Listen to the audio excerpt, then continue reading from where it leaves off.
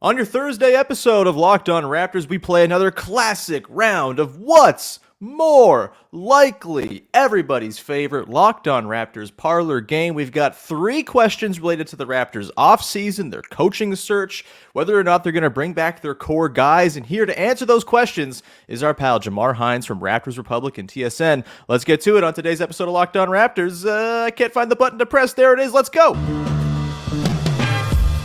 You are Locked On Raptors, your daily Toronto Raptors podcast, part of the Locked On Podcast Network, your team every day.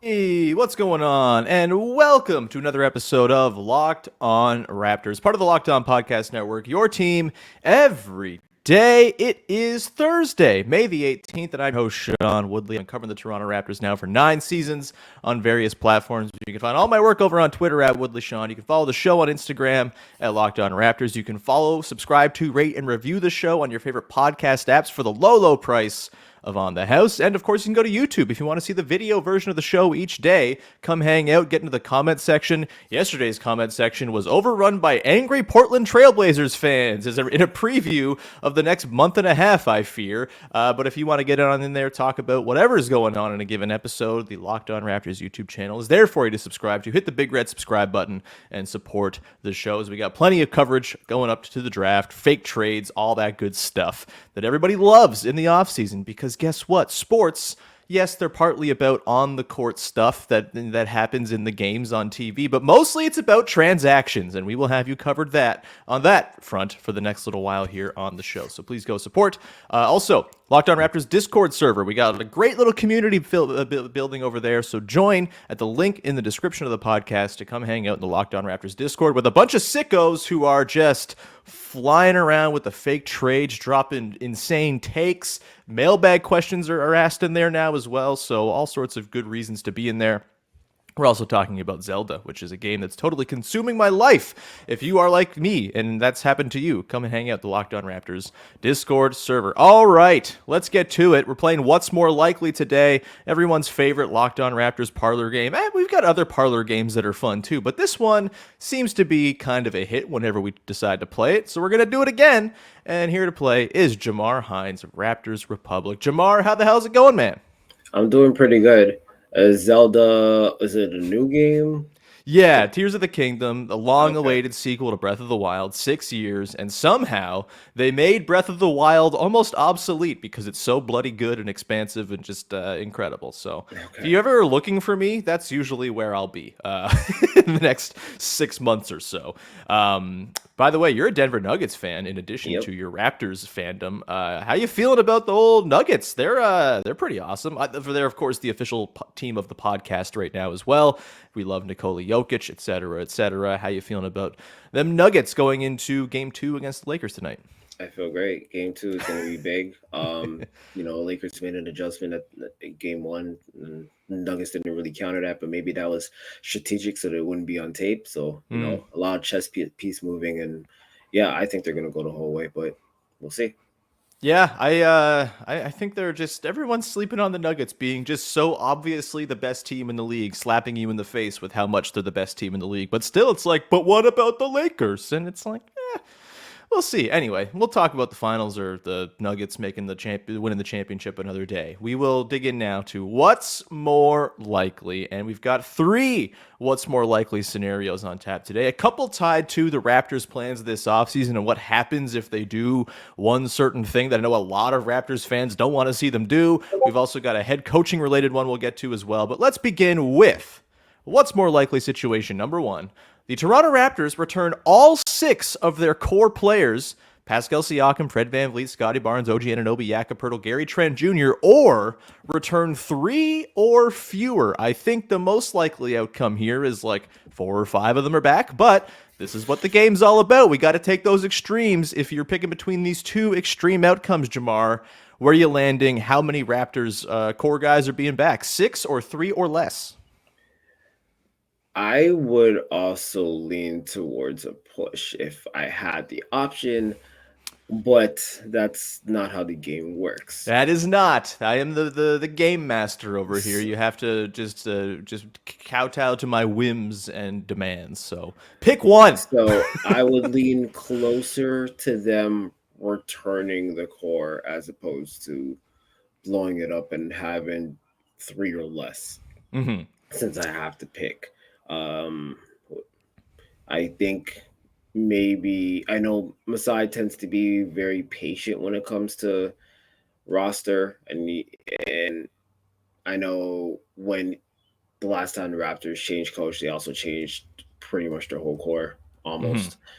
I don't think there'd be as much of a change. Like I said, I would think 4 or 5, but yeah, I don't think he'll be 3. So let me go with returning to the core. Yeah, I think if you asked me this question before the draft lottery, I would have said they're like almost certainly bringing back at least 5 of these guys. I do wonder if Portland moving up, as we talked about on yesterday's show, the everyday listeners of the show will know. But like we're going to be talking about Portland Raptors trade scenarios for the next month and a half, I'm sure. Actually, on tomorrow's show, Mike Richmond of Locked On Blazers will be along as I will pitch him the trade that I proposed yesterday on the podcast of Pascal to the Blazers for Anthony Simons, Nasir Little, and the number 3 overall pick.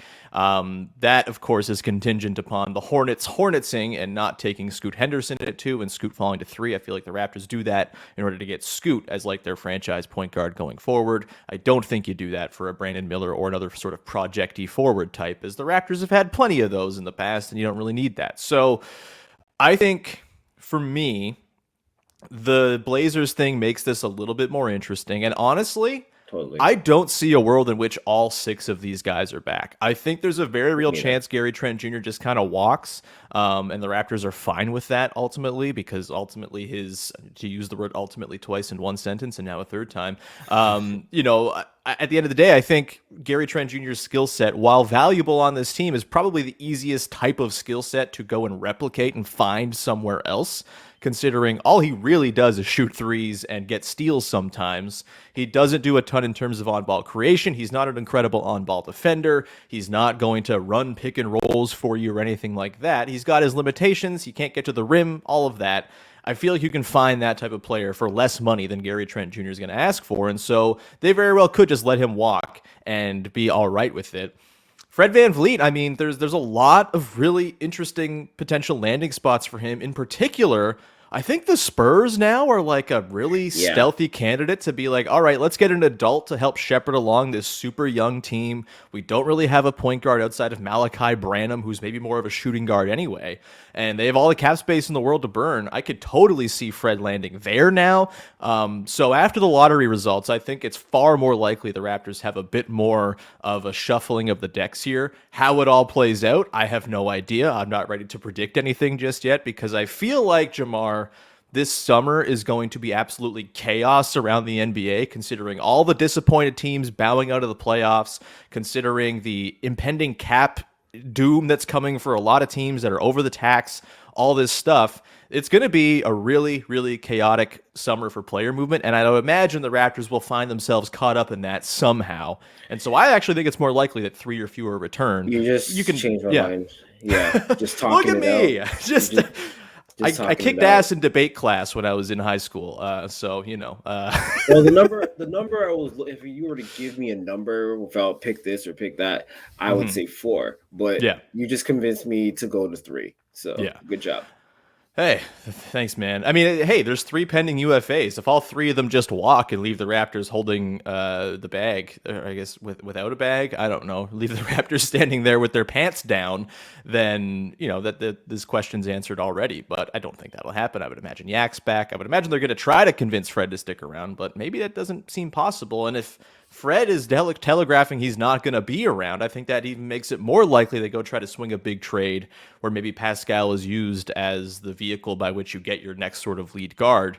Again, so these are heavy decisions. They're not just things that the Raptors front office is going to throw around willy-nilly and just sort of do for the sake of doing, but this is a summer where every team is going to kind of be in high gear transaction mode, and I feel like the Raptors are probably going to find themselves right in that mix.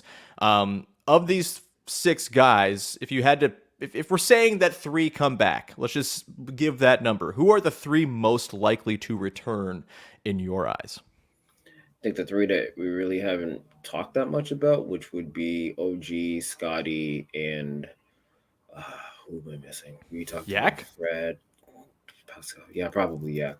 Yeah. I would say those 3. Yeah, I think Yak is, you're going to want to keep him, right? You gave up a first round pick to get him.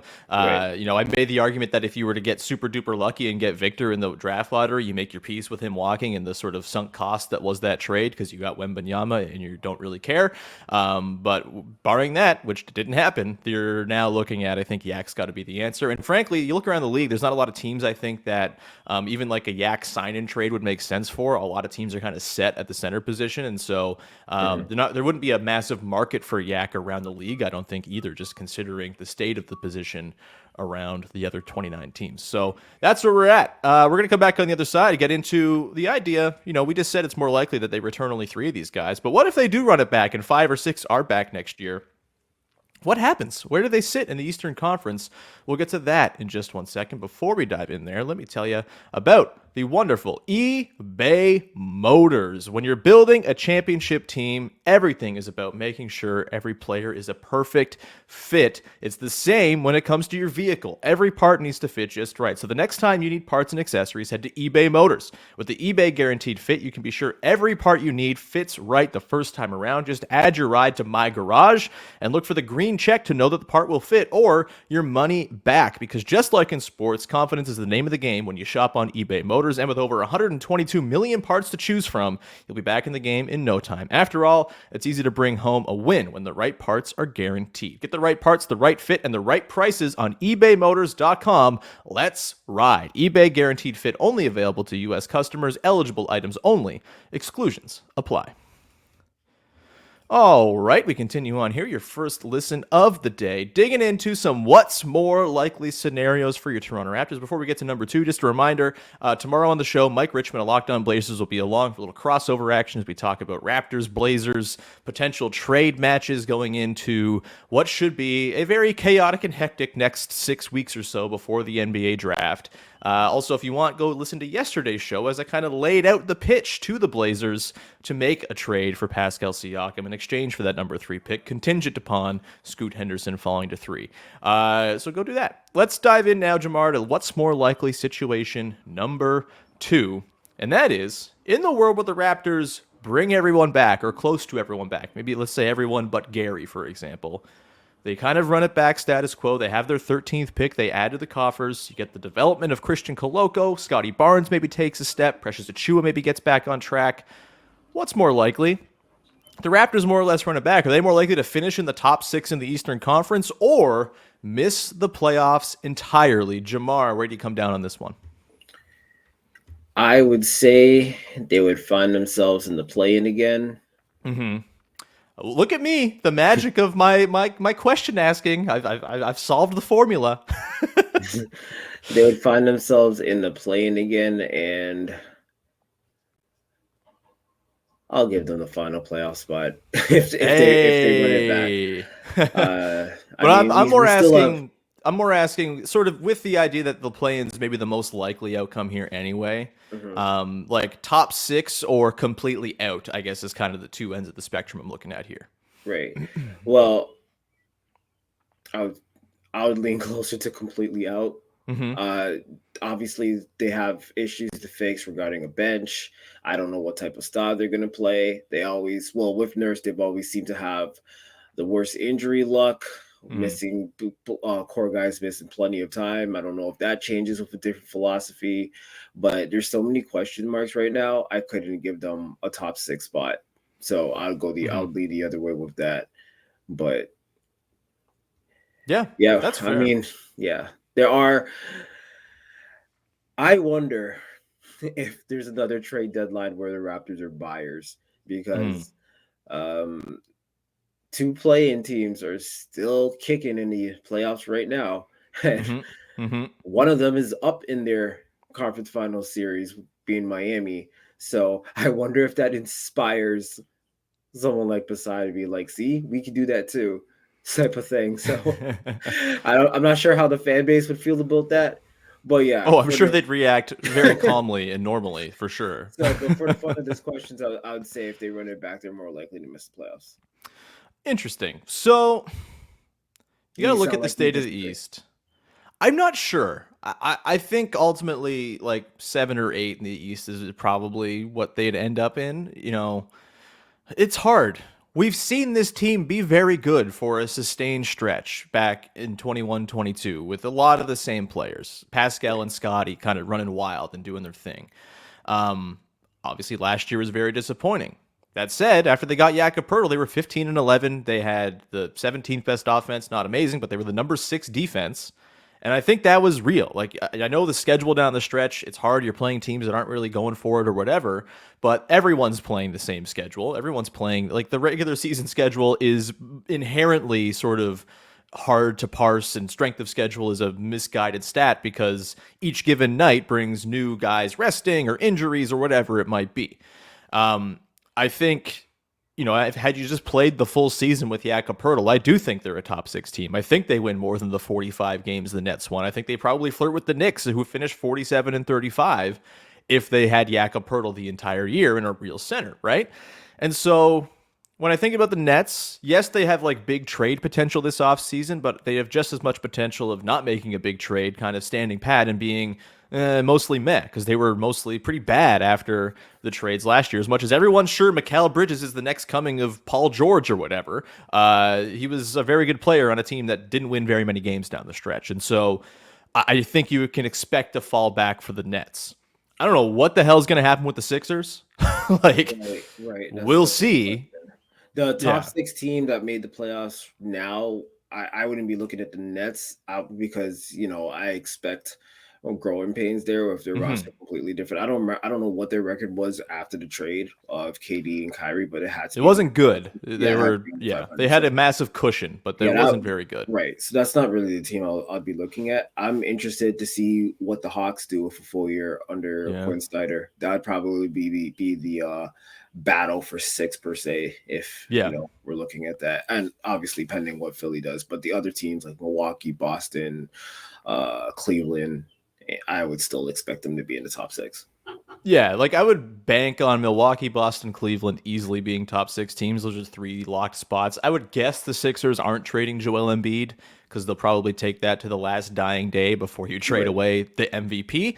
I don't understand the playoff reps thing, though. I don't understand the playoff reps. There's a report coming out.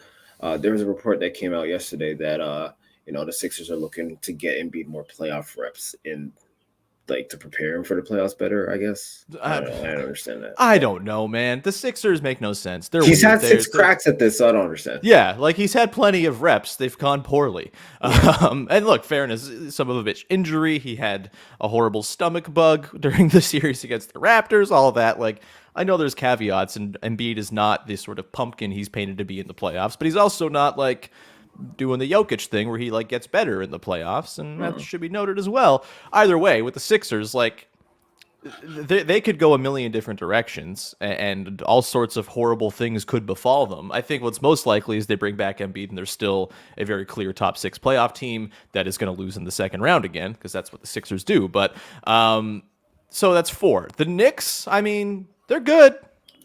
I've never really like fully believed in the Knicks. Maybe I'm just like inherently skeptical whenever the Knicks do something good because I know it can't last. But or historically, well, they traded a good year with a bad year. Now they're back to good. But I think this year was more telling than 2021 because they have Jalen Brunson, and that is working really well for them.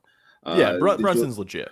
Yeah, now, I would call him the best player on the Knicks, not Julius Randle, who had a terrible playoff run again. But again, he was kind of... Can we stop putting Julius Randle on all NBA teams? God.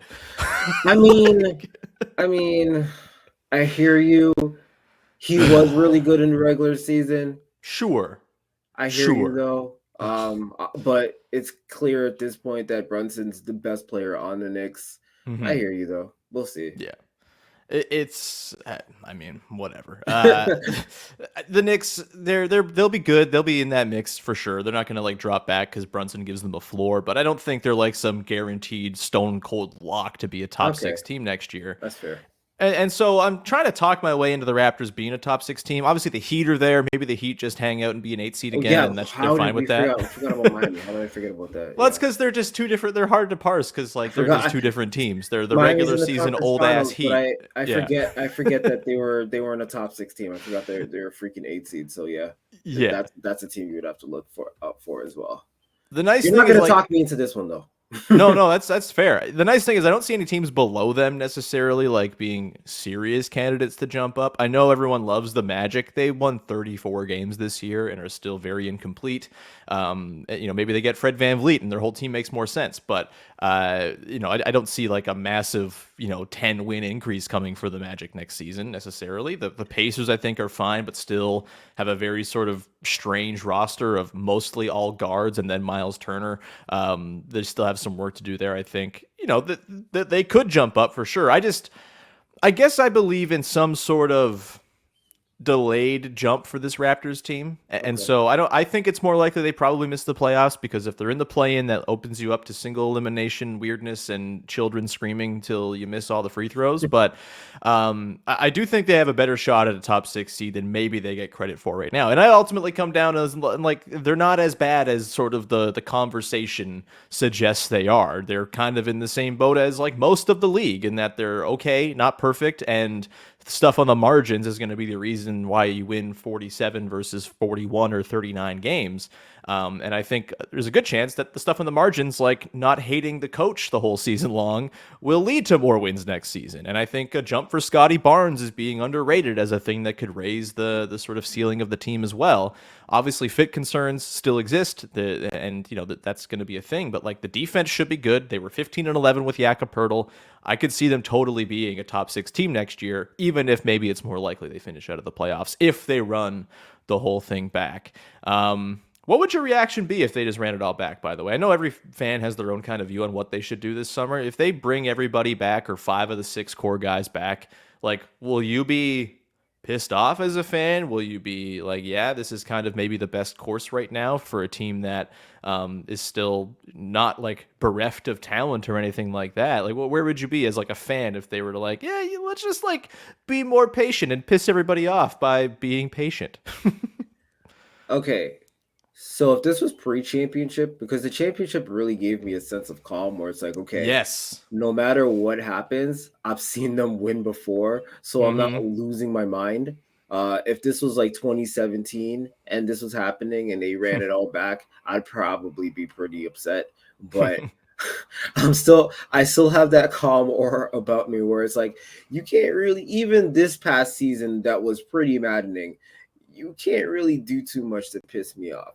So I would say that, that wouldn't be my choice, but I wouldn't be jumping off the walls. I mean, for me, I think I've made it pretty clear. I'm fine if they exercise patience here and sort of retain their guys going into next year without all the contract stuff. Thing. So Yeah, it wouldn't has surprise me. It wouldn't be. It'd be more of a surprise. I think honestly, it'd probably be more of a surprise if they blow things up and make a huge shakeup, because that hasn't, outside of the Kawhi trade, that hasn't really been a thing over the last 10 years. They've mostly tried to build within and make like little moves and try to get stronger that way. And you go back to 2017, where they lose in the second round in very embarrassing fashion to the Cavs. And it's like, well, they got to blow this up. It's done. Kyle's a free agent. And then they did run it back. And eventually it led to very good things, if you recall, said championship that we're talking about. I know this is, everyone hates when I get on this train, but like, patience is the most underrated thing in the NBA. Let things play out. Give things time to breathe. It doesn't have to be the solution to your problems. Isn't always just trading the players. I feel like the conversation has warped to this point where that is the first blush solution to anything is, well, you got to trade him, obviously. And it's fun. Look, I get it. Transactions are amazing. This is like what we market in and traffic in. It's the transaction industrial complex. We love it. But ultimately, you can get into the pattern of just making trades for the sake of making trades. And I think there's plenty of value to just kind of giving stuff time, tweaks on the margins. And the Raptors of the last decade are the living proof that you can do this and have it lead to success. After 2014-15, they mostly ran it back after getting swept by the Wizards. Right. No one was happy about that.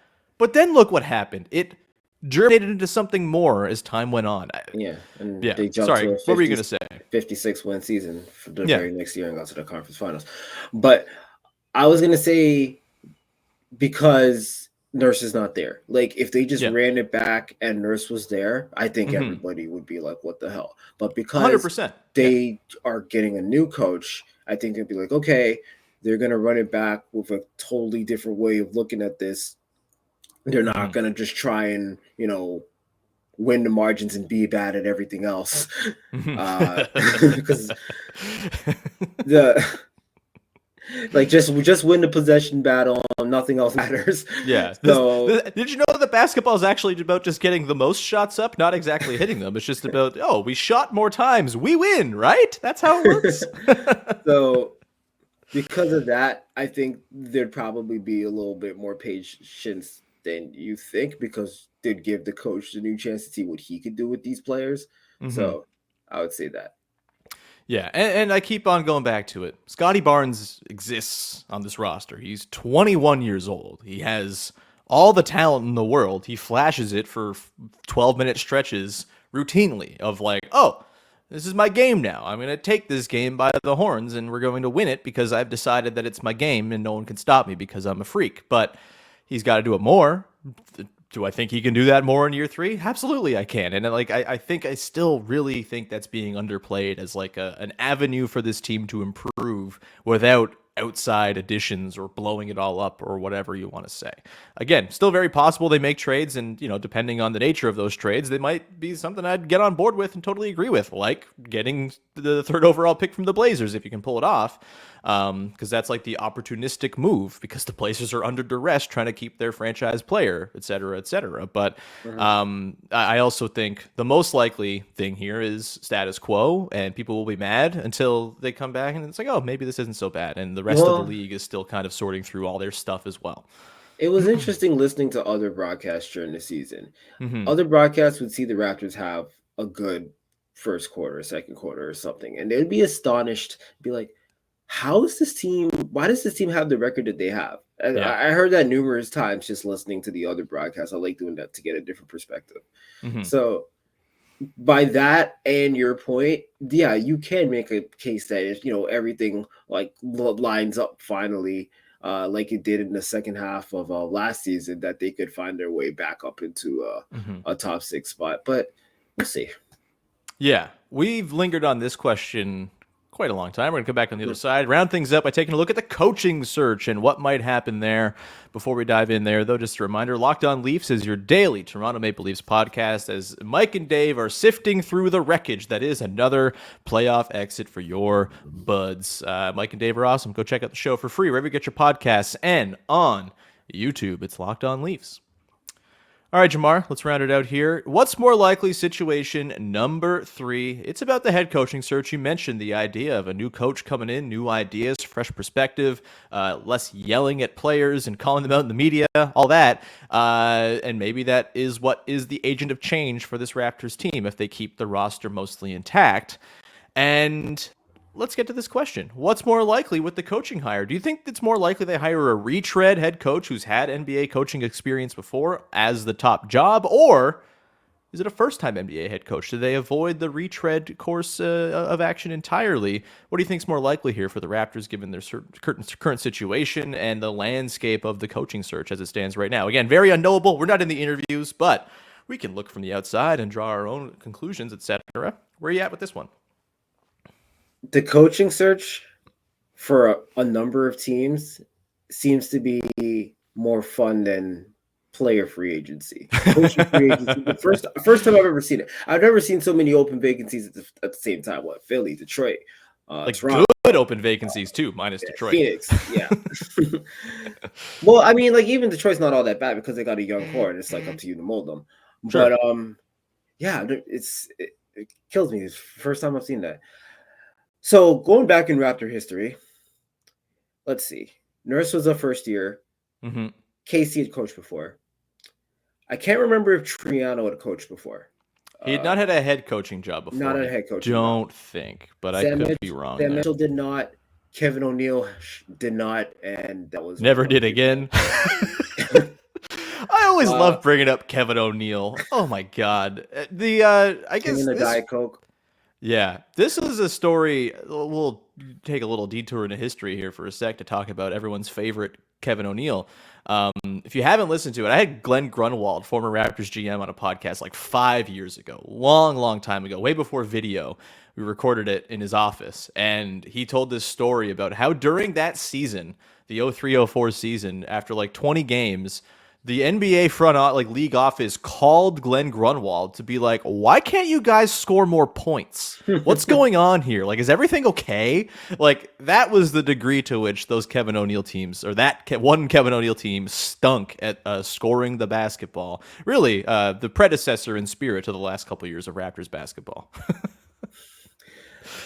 So, and then I believe Butch Carter was a first time one.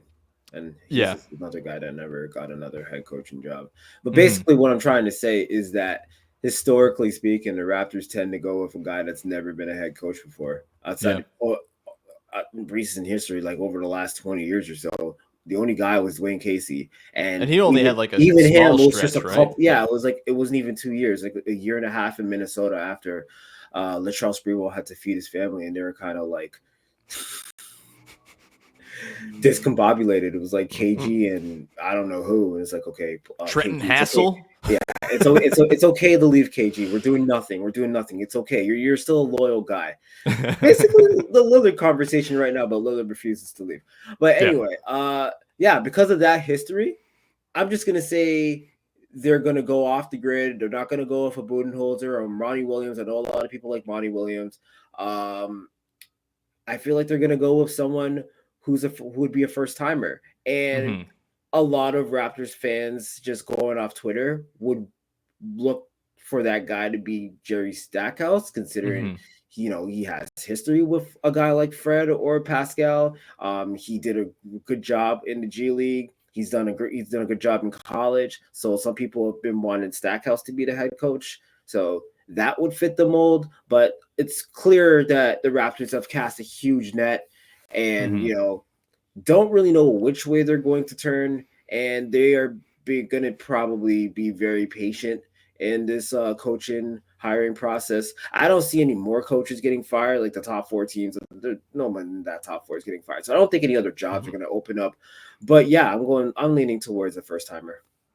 Yeah, I think so too. I'm going to go first timer as well as the most likely here. And it's because the retreads who are out there right now, I know James Borrego's name's kind of floating around. He's, I wouldn't say he's on the same tier as like a Bud or a Monty Williams, but like the big time retreads, Bud, Monty Williams, Doc Rivers, like those kind of guys feel like they're more suited towards better basketball teams, or they would want to coach better basketball teams than the Raptors are currently. That said, I know this is gonna like make a lot of people angry because it's like cool to hate on Mike Budenholzer and his lack of adjustments and all of that stuff. That's a problem when you get to the playoffs. The Raptors did not make the playoffs. You know what Mike Budenholzer is really good at is turning teams into absolute regular season machines. And I think there's an argument to be made that Bud is worth maybe offering the job to or having a good long chat with. There's I think what's most likely is Bud will say, I'm good, I'll take a year off and wait for a better job to come along. Monty Williams, I mean, he has all the incentive in the world to not work, considering he's getting paid for the next 3 years, like $7 million a year from the Suns. And so you'd have to make a really compelling pitch to him. So I don't think Monty's terribly likely, even though his culture building stuff I think would fit well. But Budenholzer, I know it's really, really fashionable to hate on the guy. He's won a championship. He's won Coach of the Year like 3 times. He wins 60 games seemingly just like as a job. Like it's just he does it all the time. He's a really good coach, and so I can see that. He jumped to a very Midland Atlanta team. Then they won 60 the next year. That dude made 5 dudes Player of the Month. Like the whole team got Player of the Month. I remember that. Kyle Korver was an All-Star. Hell yeah, he was. Yeah, and then Milwaukee was kind of like a middling team under Jason Kidd. They were ruined by Jason Kidd. They're like a 7 seed, 6 seed, a 7 seed. They're always around 500, and they get Bud, and they go up to a 60-win team that the Raptors ended up beating in that conference finals. But they jumped jumping from 40 to 60 is a pretty damn big jump. So yeah, he is a regular season machine. So yeah. You make a point there. I don't hate the idea of Bud, but I do think it's going to be a first timer. I think it'll be, one of the Chris Quinns or Jordy Fernandez or Sergio Scariolo, even who they've apparently gone overseas to interview. So I would bet first timer, but considering the need for someone who can kind of reset the culture and kind of get everybody swimming in the same direction, as it were, I don't think it's crazy to suggest that they could go for one of those sort of big ticket names. They have all the money in the world. It's MLSE. Like they're very, very wealthy. They could do it if they wanted to and drop $10 million on Mike Budenholzer's table or whatever. But I would guess it'll be a first timer. But fascinating stuff. I just want them to hire the coach, Jamar. I feel like, I know it's not been all that long, really, since they fired Nick Nurse, but it feels like it's been like 3 months of just thinking about random disembodied names on tweets. And I would like a little bit more of a resolution as to who the hell is going to be coaching this team. I would imagine that's going to come soon with the draft process now ratcheting up. With that, we're going to leave it there, man. Thanks so much for jumping on the show again. Do you have anything you'd like to promote for the good people out there? The only thing would probably be the article I talked about where the Raptors have been, best Raptor for each number. Hell yeah. I would think I would drop that probably sometime between the gap between the conference finals and the finals. That would be my guess. So that would probably be before the next time I'm on the show. So other than that, just follow me, Jamar Heinz, Jamar PH. Jesus, I don't even know. Jamar BH. It's on the screen for those. I'm pointing the wrong way again. If you're watching on the video, you can see the thing. That was for BH. Radio guys, but yeah. That will do it.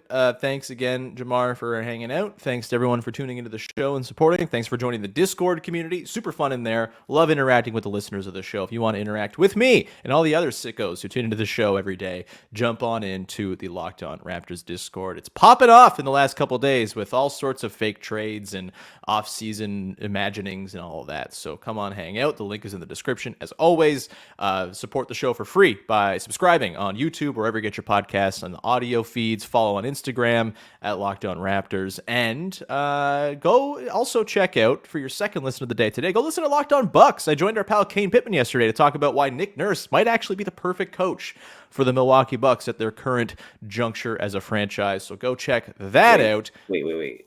So there could be a possibility where a Milwaukee versus Toronto and Nick Nurse and Bud. That would be weird. Anyway, yeah, I can't remember. It might have been our pal Camouflage on Twitter who posted the clip from Mother Lover, the wonderful Lonely Island Justin Timberlake song, where they talk about pulling a switcheroo. Yes, I'm looking at it right now. Shout out Camouflage on Twitter for that. The Mike Budenholzer, Nick Nurse switcheroo. Just go follow. You can scroll on my Twitter if you're very confused by the reference. Shout out Mother Lover, the greatest song of all time. We're going to leave it there. Thank you so much for tuning in, and we will talk to you on Friday with Mike Richmond of Locked On Blazers to talk about fake trades. Until then, thanks so much. Thanks for hanging. Bye-bye.